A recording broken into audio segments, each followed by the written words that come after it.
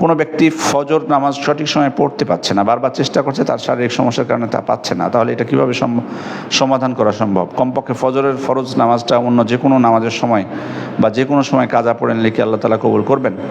শারীরিক সমস্যা কেমন, মানে এটা আসলে বুঝতে পারছি না। তবে সর্বোচ্চ তাকে চেষ্টা করতে হবে ঘুম থেকে ওঠার জন্য, সর্বোচ্চ চেষ্টা করতে হবে। আপনার কোনো চেষ্টায় আপনার বাকি রাখা যাবে না।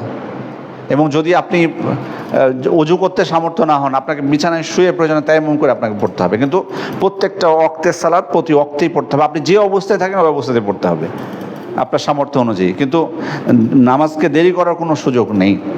কোনো কারণে দেরি হয়ে গেলে যখন জাগবেন, যখন উঠবে মনে পড়ে যাবে, সাথে সাথে পড়তে হবে। এটা অপেক্ষা করার কোনো সুযোগ নাই যে জোহর হবে তখন পড়বো বা তারপরের দিন ফজরের সময় না, যখনই মান নাসিয়া,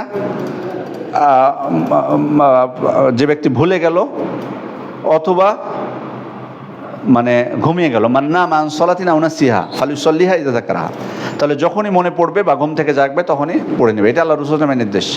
সুতরাং এখানে অন্য কোনো সময় না, কোনো কারণে যদি হয়ে যায়, আর এটাকে অভ্যাস বানানোর সুযোগ নেই।